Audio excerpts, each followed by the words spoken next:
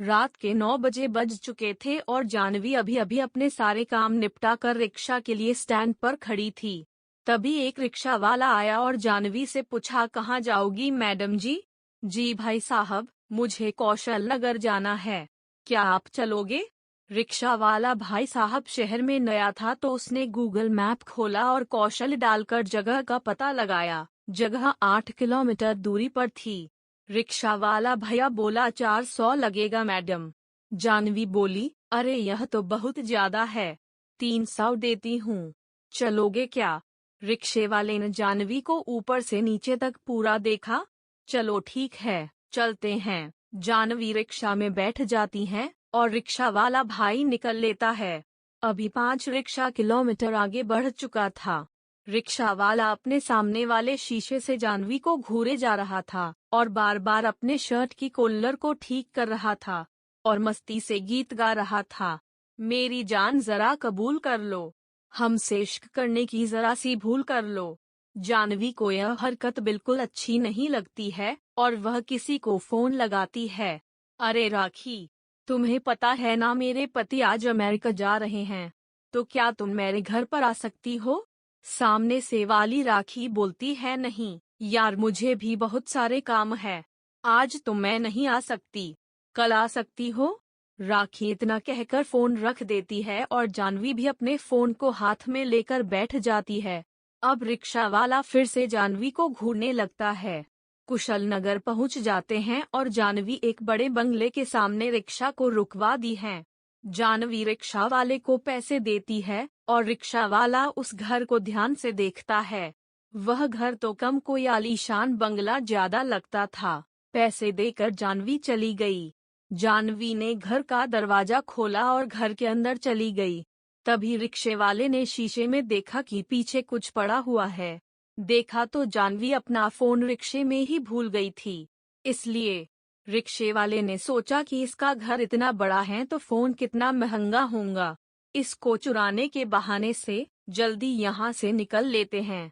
तो रिक्शा वाला फटाक से टेम्पो चालू किया और वहाँ से निकल पड़ा। अभी रिक्शा वाले ने थोड़ी दूर जाकर उस फोन को अपने हाथ में ले लिया और चालू करने लगा। फोन बहुत महंगा था, कम से कम 20,000 का तो होगा, लेकिन वह फोन चालू नहीं कर सका और थोड़ा रिझ सा गया। उसके मन में एक ख्याल आता है, क्यों ना उस मैडम को फोन वापस दिया जाए और उसका पति भी घर पर नहीं है। पर इस काम के लिए उस रिक्शे वाले को किसी और की जरूरत भी थी, तो उसने अपने दोस्त को फोन लगाया तो उसका दोस्त बोला, तुम चलो मैं अभी आता हूँ। फोन काटकर रिक्शा वाला वापस कौशल नगर के लिए चला गया। उसने उसी घर के सामने जाकर रिक्शा रोका और दरवाजे को घंटी को बजाया, लेकिन दरवाजा खोले के लिए कोई नहीं आया।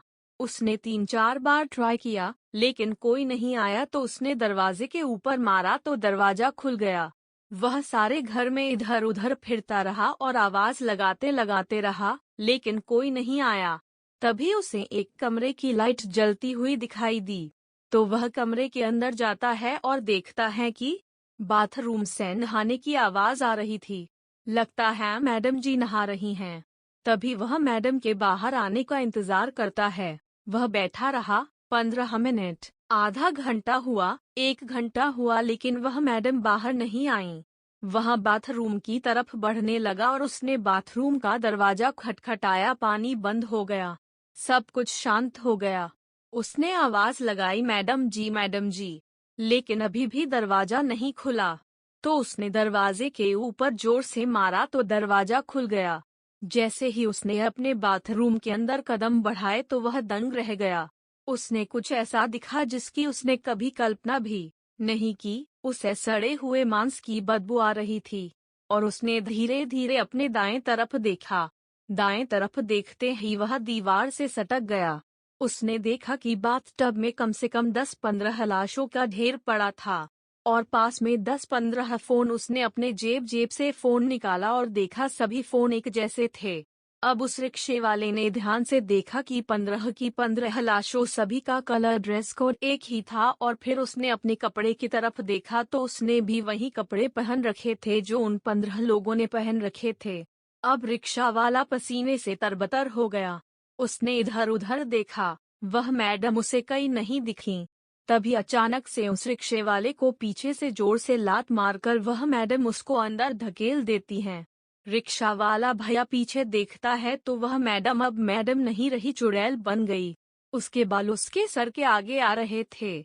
उसके कपड़े के ऊपर खून लगा हुआ था और वह बोल रही थी, तू यहाँ रंगराग खेलने आया है ना? देख, मैंने 15 लोगों को मार दिया, तुझे भी मार दूंगी। अब रिक्शा वाले ने अपना फोन निकाला और अपने दोस्त को फोन लगाया तो दोस्त का फोन बंद आ रहा था। किसको फोन लगा रहा है? अपने दोस्त को बोलेगा। वह अब कभी नहीं आएगा। वह तेरा दोस्त, उसे भी मार दिया मैंने। अब तो रिक्शा वाले की जान ही निकल गई है। चुड़ैल ने उसको भी उन 15 लोगों की तरह मार दिया। उस चुड़ैल ने 15 लोगों को क्यों मारा इसका किसी को नहीं पता। वह चुड़ैल कौन थी? क्या वजह थी कि वह केवल रिक्शा वाले को ही मार रही थी? इसका पता अभी तक किसी को नहीं चला और ना ही चलेगा, क्योंकि उस चुड़ैल का रूप किसी ने देखा ही नहीं।